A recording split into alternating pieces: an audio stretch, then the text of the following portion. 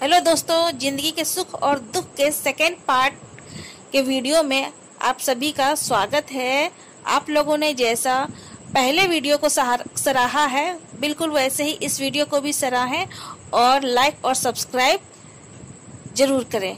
तो आइए इस वीडियो में हम सुख और दुख के विषय में विस्तार पूर्वक चर्चा करते हैं। आप लोगों ने ये तो जरूर सुना होगा कि महात्मा गांधी एक बार ट्रेन में सफर कर रहे थे, तो उसमें कुछ अंग्रेज भी थे। अंग्रेजों ने महात्मा गांधी को ट्रेन से बाहर कर दिया उनके रंग के कारण। तो उस वक्त महात्मा गांधी जी को बहुत बुरा लगा, बहुत दुख हुआ, लेकिन उन्होंने इस दुख के कारण हार नहीं मानी, बल्कि इस दुख को अपना हथियार बनाया। और अंग्रेजों ने तो उन्हें बस ट्रेन से निकाला, लेकिन महात्मा गांधी ने अंग्रेजों को अपने देश भारत से निकाल दिया। वो इस पर राज करते थे, लेकिन महात्मा गांधी जी ने अपने हिम्मत के बल पर उन लोगों को इस देश से बाहर निकाला और देश को आजादी दिलाई।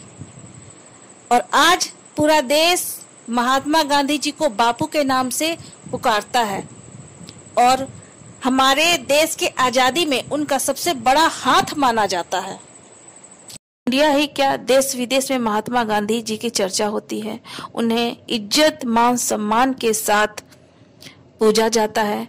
भारत की आजादी में उनका सबसे बड़ा हाथ माना जाता है। तो ऐसा क्यों हो पाया? ऐसा इसलिए हो पाया कि वो तो महान थे ही, लेकिन उन्होंने अपने दुख को अपना सबसे बड़ा हथियार बनाया और उन्हीं के बल पर वो इतना आगे बढ़ सके और इतना महान बन पाए। बाबा साहेब डॉक्टर भीमराव अंबेडकर, उन्होंने भी अपने जीवन में बहुत सारे दुख सहे, बहुत अपमान सहे, बहुत तिरस्कार सहे। इसके बावजूद वो जीवन में कभी रुके नहीं, शिक्षा के साथ हमेशा आगे बढ़ते रहे।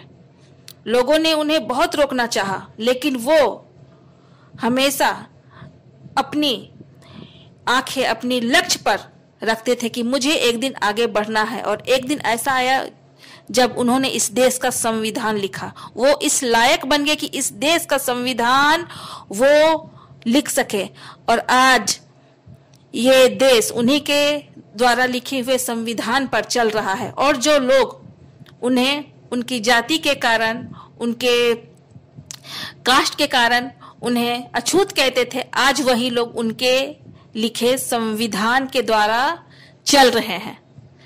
तो ये होता है, इंसान अपने दुख से ना हारे, उस दुख को हथियार बनाकर आगे बढ़े, ताकि वो सभी को पीछे छोड़ दे। और आज जो लोग उन्हें अपमान किया करते थे, आज वही लोग उन्हें सम्मान देते हैं। दोस्तों, बिहार के दशरथ मांझी जी की पत्नी पहाड़ से फिसल जाने के कारण गंभीर रूप से घायल हो गई और वो अपनी पत्नी को जल्दी से जल्दी डॉक्टर के पास ले जाना चाहते थे, लेकिन रास्ते में विशाल पर्वत होने के कारण वो अपनी पत्नी को समय से डॉक्टर के पास नहीं ले जा सके। परिणाम स्वरूप उनकी मृत्यु हो गई।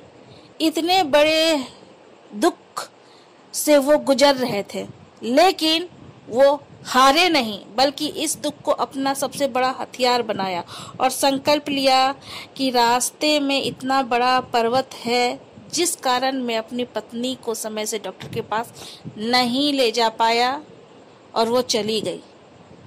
लेकिन फिर कोई इंसान मौत के मुंह में ना जाए, इसलिए मैं इस चट्टान को तोड़कर रास्ता बनाऊंगा और लोग समय से डॉक्टर के पास जाके अपना इलाज करवा पाएंगे। तो ये इंसान दुख से हारे नहीं, बल्कि दुख को अपना हथियार बनाया। इंसान ही क्या, एक छोटे से बीज को भी विशाल पेड़ बनने के लिए धरती का सीना चीर कर ऊपर आना पड़ता है। अगर वो इस दुख से हार जाएगा कि इतना मेहनत करके मैं धरती के ऊपर कैसे आऊं, तब वो कभी विशाल पेड़ नहीं बन सकता। जिराफ जब अपने बच्चे को जन्म देती है, तो जन्म के थोड़े देर के बाद वो बच्चे को लातों से पीटती है। उसे दर्द होता है, लेकिन उसके बावजूद वो उसे पीटती है, इसलिए ताकि वो अपने पैरों पर चलना सीख ले और अपने माँ के साथ रहे। क्योंकि अगर वो अपने पैरों पे नहीं चलेगा तो जंगली जानवर उसका शिकार कर लेंगे। तो अगर वो बच्चा उस दुख को नहीं सहन करेगा तो अपनी जान की रक्षा वो नहीं कर सकता और ना ही उसकी माँ कर सकती है। इसीलिए कभी कभी थोड़ा सा दुख जीवन के बहुत सारे सुखों का कारण बनता है। हमें दुखों से हारना नहीं चाहिए, बल्कि चुनौती के साथ, परिश्रम के साथ आगे बढ़ के ऐसे कर्म करने चाहिए कि फिर से कोई बड़ा दुख, बड़ी तकलीफ हमारे जीवन में ना आए। तो दोस्तों, हमने देखा कि बहुत बड़ा दुख या बहुत बड़ी तकलीफ हमारे जीवन के लिए नुकसानदेह है, लेकिन एक छोटी सी तकलीफ या छोटा सा दुख हमारे जीवन को अच्छाई की तरफ मोड़ भी देता है, हमारे सोचने के तरीके को, जीवन जीने के तरीके को बदल देता है। एक सीख सिखा जाता है, एक सबक सिखा जाता है। जैसे मान लीजिए कोई व्यक्ति रास्ते में चल रहा हो और एक छोटे से पत्थर से उससे पैर में चोट लग जाए, तो या तो इंसान अपनी दिशा को बदल देता है या तो उस पत्थर को वहाँ से हटा देता है। ऐसा क्यों?